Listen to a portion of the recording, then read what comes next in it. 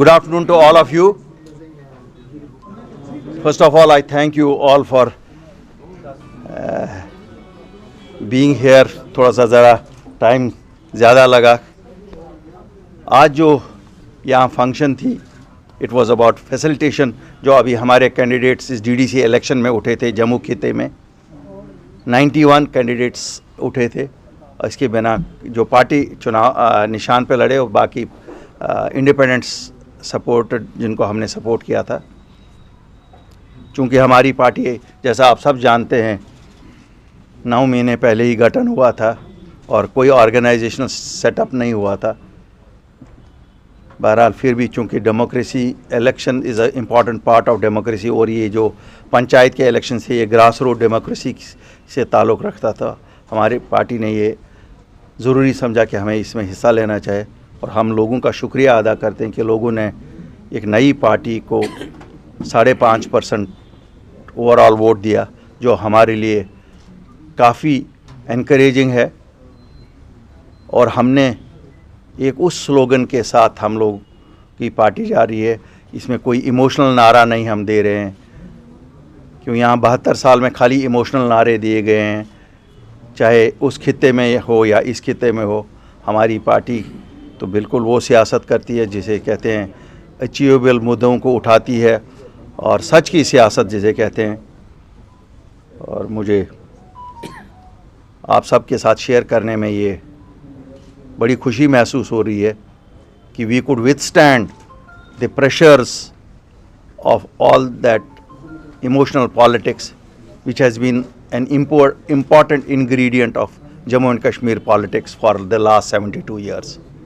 हम एक नई रिवायत के साथ निकल पड़े हैं, एक नए सोच के साथ निकल पड़े हैं. और जिस तरह लोग हमारे साथ जुड़ना शुरू हो गए हैं, मुझे उम्मीद है कि टुमारो विल बिलोंग टू अपनी पार्टी.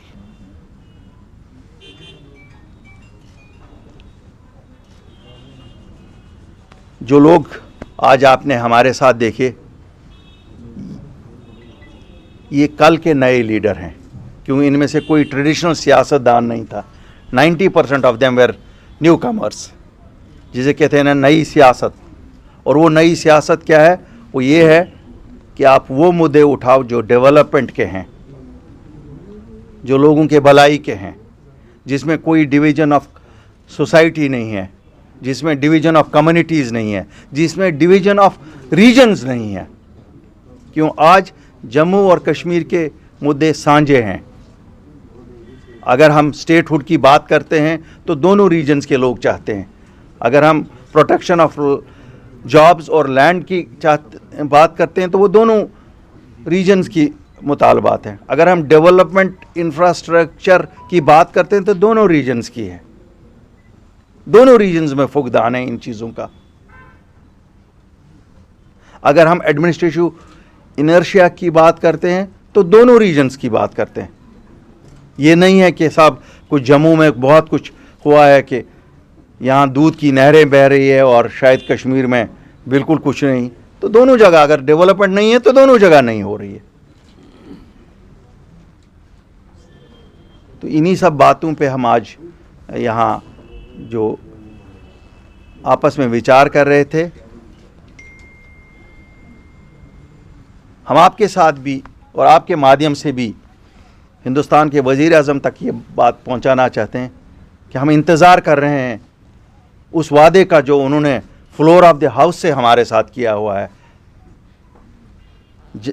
इस रियासत की पहचान वापस देने को, हमारी स्टेटहुड, जो वादा उन्होंने हमारे साथ किया है जब हम लोग अपनी पार्टी के गठन के बाद गए, which is an unprecedented thing. A party formed in Jammu and Kashmir goes and calls on the leadership of this country, which is otherwise an anathema in Jammu and Kashmir. This used to be an anathema. हमने रिवायत को तोड़ दिया. हमने कहा नहीं, हमारा मसला है, हमें खो गया है, जिसका खो गया है वो ढूंढता है. हमारी पहचान खो गई है, हम इसलिए दिल्ली गए. हमारे डिट्रैक्टर्स ने हमें मुख्तलिफ नामों से इस वजह से बुलाया, लेकिन हम गए क्यों? हमारा खो गया. आप में से किसी की चीज़ खोएगी तो आप ढूंढेंगे ना. कि किसी और को कहेंगे कि ढूंढने जाओ, और उसके पास ही जाएंगे ना जो दे सकता है उस चीज़ को। इसलिए हम हिंदुस्तान के वज़ीर आज़म के पास गए, हिंदुस्तान के होम मिनिस्टर के पास गए कि साहब हमारी पहचान वापस दीजिए, हमारी रियासत को वापस करिए, हमारे बच्चों की जॉब्स का प्रोटेक्शन करिए, हमारे लैंड का प्रोटेक्शन करिए, हमारे कल्चर का प्रोटेक्शन करिए। हमने बात उठाई डेमोग्राफी की, हमारी डेमोग्राफी के लोगों के दिलों में शुबहात थे, वज़ीर आज़म ने हमें एश्योरेंस दे दी। हमने बात 17 पॉइंट्स पे की, तो लेकिन जो कोर एजेंडा है, कोर एजेंडा तो स्टेटहुड की है। अब जब वापस वी टेक द क्रेडिट, अपनी party takes the credit for this that हमने सियासत वापस शुरू की। यहाँ डेमोक्रेसी की रूह होती है पॉलिटिक्स, जिस पॉलिटिक्स को 5 अगस्त 2019 को खैराबाद किया गया था, जिसने भी किया था, हम नहीं कहते हैं क्या हुआ था, लेकिन हम लोग सामने आए, हमने कहा नहीं, वापस we have to go ahead. वो कोई फैसला हमारे लिए कोई खुशी का फैसला नहीं था 5 अगस्त 2019 वाला। हम एक्सपेक्ट करते हैं कि सुप्रीम कोर्ट में वो फैसला आएगा जो दिलों की धड़कन यहाँ चाहती है, लेकिन फिर भी हमने कहा आगे तो चलना है ना। हम इंतज़ार में हैं वज़ीर आज़म साहब कि वो दिन कब आएगा चाहे आप हमारी रियासत को अपनी दर्जा वापस दे देंगे। रही बात वज़ीर आज़म साहब, आपको बहुत कुछ कहा जाता है वहाँ की जम्मू कश्मीर में पिछले 2-2.5 सालों में बहुत कुछ हुआ है। खुदारा आप एक वो टीम भेजिए जो खाली हरे, लाल और पीले रंग ना कंप्यूटर की प्रेजेंटेशनों में भरे, जो प्रैक्टिकली देखिए क्या कुछ हुआ है।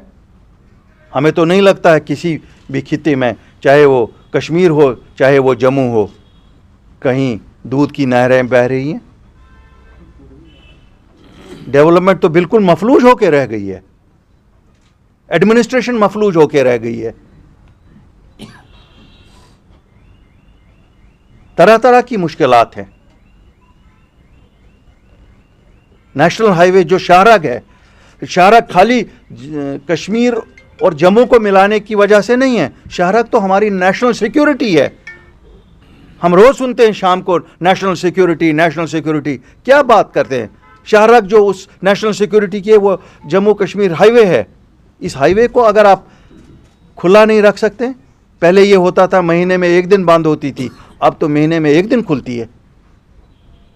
क्या ये सीबीआई के कमीशंस और ये जो दूसरे कमीशंस लगते हैं, ये खाली उन पे लगते हैं कि साहब जो पटवारी है, ये उन इंजीनियरों पे क्यों नहीं लगता है जिन्होंने जम्मू कश्मीर इस नई हाईवे जो 4 लेन अटल बिहारी वाजपेयी का ख्वाब था, उसकी प्लानिंग गलत की, ऐसे प्लानिंग की कि पहाड़ी गिर रहे हैं। उन ठेकेदारों पे क्यों नहीं लग रही है जिन्होंने अपना बिल बढ़ाने के लिए पहाड़ों को काटा ताकि मिट्टी काटने की बिलें बड़ी निकलें। They should be booked under the national security act, because ये नेशनल नेशन की सिक्योरिटी के साथ खिलवाड़ है, जैसे इस हाईवे को किया गया है। बाकी बर्फ हर साल गिरती है, प्रिपेयर्डनेस हमें लगता है नहीं है, एडमिनिस्ट्रेशन में नहीं थी। क्यों? एडमिनिस्ट्रेशन मफलूज होकर रह गई है।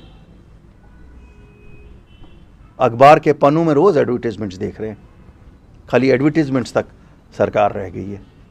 प्रैक्टिकली तो हम नहीं देख रहे हैं कहीं पे कुछ हो रहा है। कोविड ठीक है, हर चीज का जवाब कोविड नहीं हो सकता है। अगर हर चीज का जवाब कोविड है तो फिर बताइए आगे कैसे चले। आगे चलने के लिए कुछ तो होना चाहिए। ये तो लोगों ने, मैं हिंदुस्तान के अवाम का शुक्रिया अदा करना चाहता हूँ, उन्होंने खुद ही से शुरू किया टूरिज़्म, वो वापस लौटे। जब तक ना वापस इस मुल्क के वासी जम्मू कश्मीर में आए, तब तक कौन सी रीअश्योरेंस है जम्मू कश्मीर वासियों को कि हम इस विशाल देश का हिस्सा है। कोई गवर्नमेंट इनिशिएटिव नहीं लगता। अगर गवर्नमेंट इनिशिएटिव होता तो 25,000 रुपया एयर टिकट नहीं होती।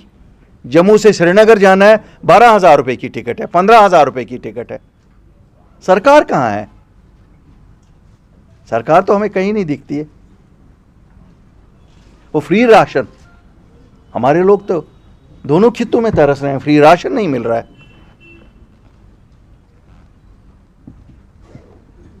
रूरल डेवलपमेंट महकमे में जो पंचायती निज़ाम अप्लाई करने जा रहे हैं, क्या वो अफसर तैयार हैं जिनको इन डीडीसी उनके साथ काम करना है?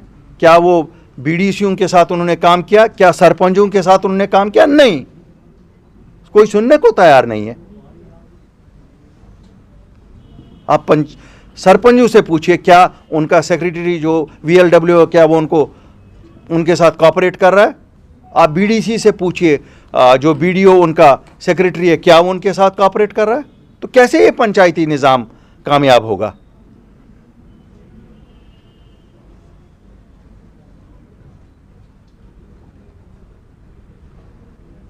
इसलिए हम उम्मीद रखते हैं इस डीडीसी चुनाव में जिस भारी अक्सरियत से लोगों ने हिस्सा लिया, इसके बाद अब जल्दी चुनाव असेंबली के किए जाएंगे,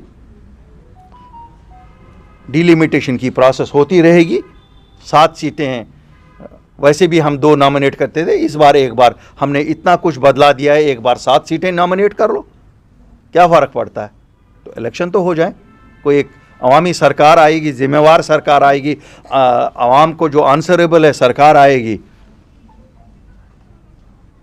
अब तो सिक्योरिटी सिनेरियो भी हम सब कहते हैं और हमने देखा भी है, काफ़ी इम्प्रूवमेंट हुई है। अगर आप देखेंगे मिलिटेंसी रिलेटेड इंसिडेंट्स या इस इलेक्शन की ही बात करें तो मुबारकबाद ही है सिक्योरिटी एपरेट्स को। फर्स्ट क्लास इलेक्शन हुए, पुरअमन इलेक्शन हुए।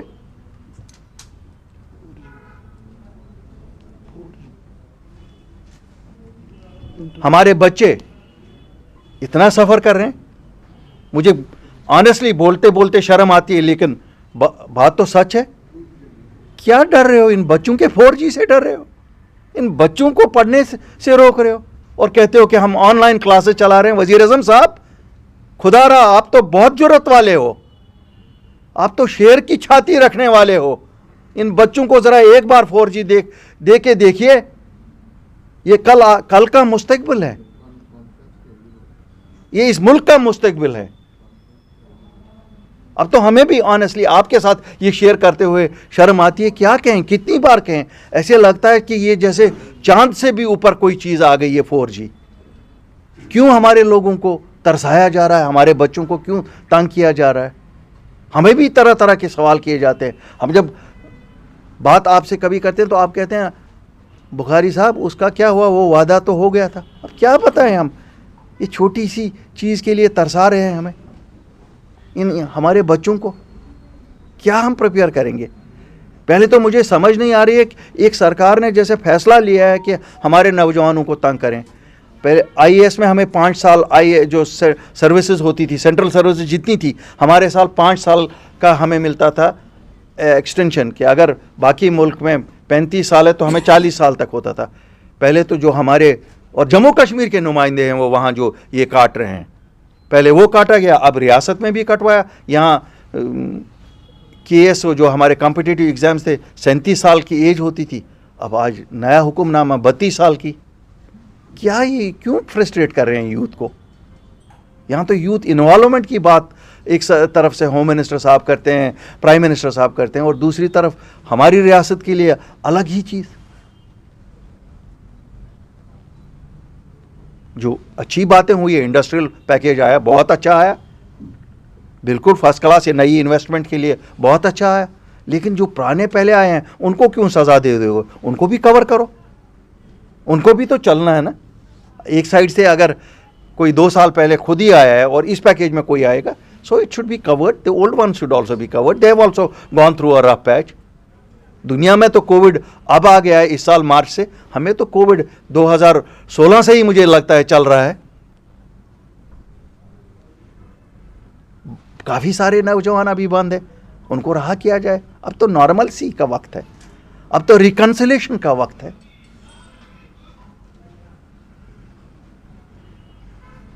हमें उम्मीद है कि जो नौजवान राह से भटक गए थे वो भी वापस लौट रहे हैं, उनके लिए भी कोई रिहेबिलिटेशन देखी जाए।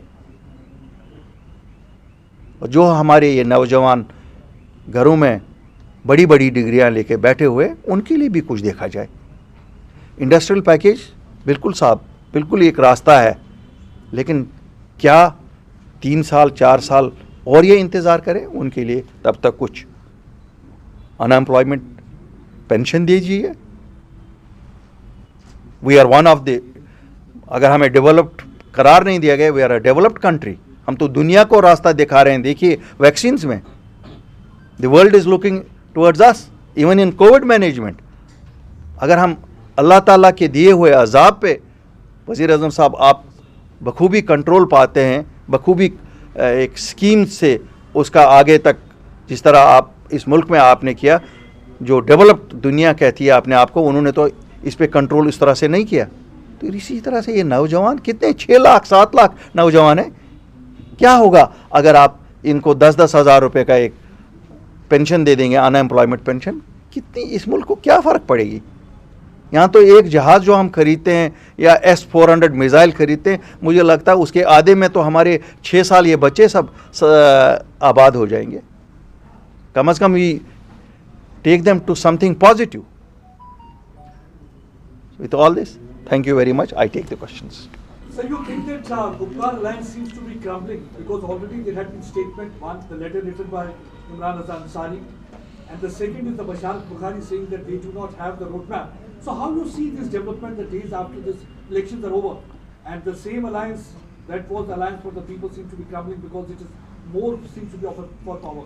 देखिए, ये हमने तो कभी नहीं इस अलायंस को पीपल्स अलायंस माना। It was an alliance of the parties for the parties. क्यों? इन्होंने लोगों को फेस करना था। They had no face to face the people, so they created a smoke screen to go up to the people. जो झूठ के बुनियाद पे कोई चीज़ बने, it will crumble, and it has crumbled sooner than we expected.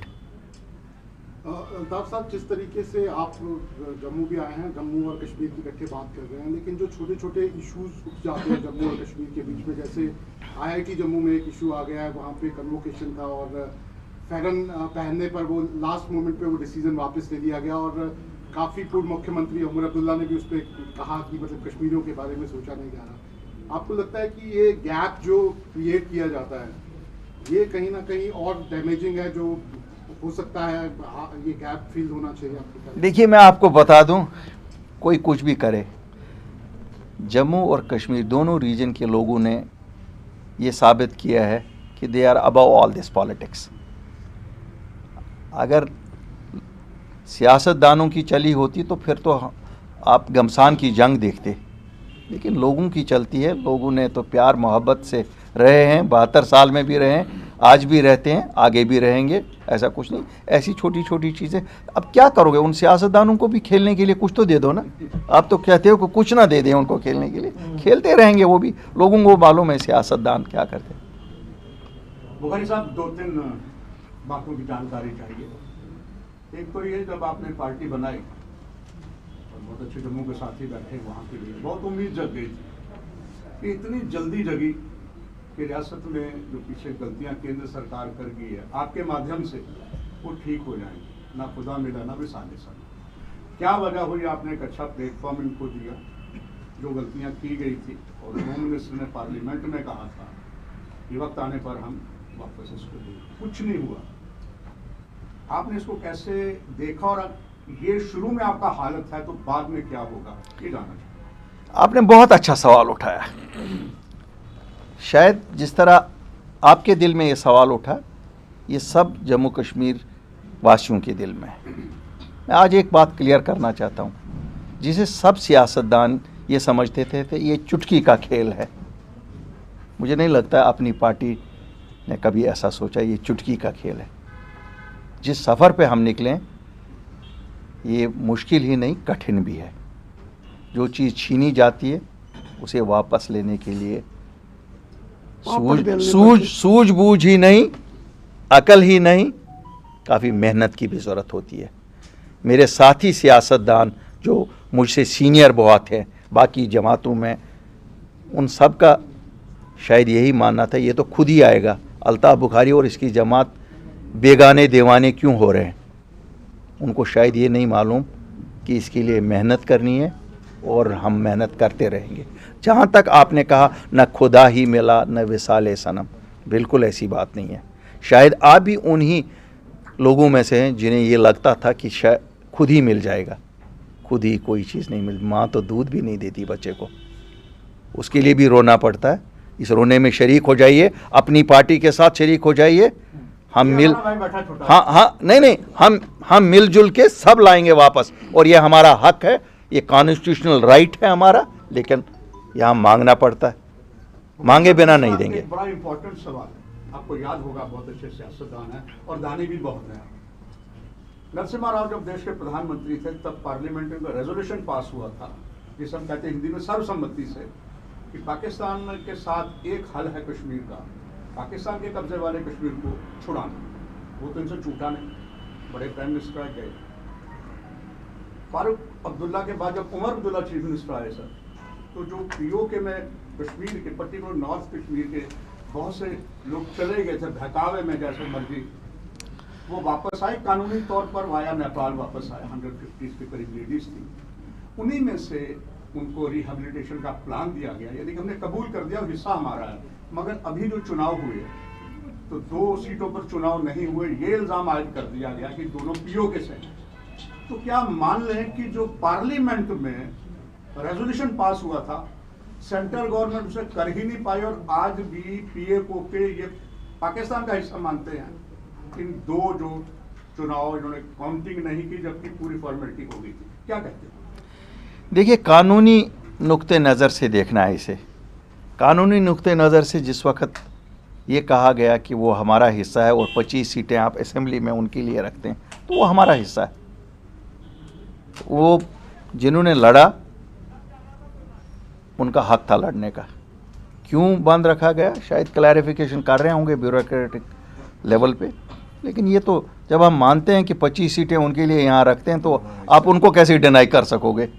अब वो कहाँ से आए, कैसे आए, क्यों नहीं आए, वो हमारी सिक्योरिटी एजेंसियाँ को बताए ना कैसे छोड़ दिया, ऐसे तो आते नहीं है ना। जो भी हुआ, तो इसलिए मुझे लगता है कि इतनी, मैंने वो आपको कहा ना, बदकिस्मती से इस वक्त यहाँ निज़ाम ही ऐसा बैठा है। इस हमारी रियासत तो अब रही नहीं, जो यूनियन टेरिटरी, निज़ाम ही ऐसा बैठा हुआ। अगर कंटिन्यूटी वाला अफसर भी कोई होता, वो भी बता देता है इनको कि साहब ये तो पार्ट ऑफ अस है, they are a part of us, they are here. मुझे लगता है क्लैरिफाई कर लेंगे। We have a very strong home minister, he will find a way on to this. One last question, sir. Do you think that Abdullahs and Muftis had been, in fact, cheating people of Jammu and Kashmir by giving those emotional slogans all these years, using Kashmiris as cannon fodder, getting them killed for their vested political interests? देखिए, मुझे काफ़ी इज़्ज़त है उन दोनों घरानों की। उनकी एक कंट्रीब्यूशन है इस रियासत के लिए ही नहीं, इस मुल्क के लिए भी। जब आप मुझे ये सवाल पूछते हैं तो मुझे एक मिनट के लिए ये लगता है, क्या उनकी कुर्बानियाँ कम हैं? Is it not a fact कि they were the torch bearers of Indian flag in this state? If we are with India, it is because of these families, at least one of the families openly, another covertly. So I would like to give them credit for more for that, for having this region with this country. राजनीति में कोई दोस्त नहीं, कोई दुश्मन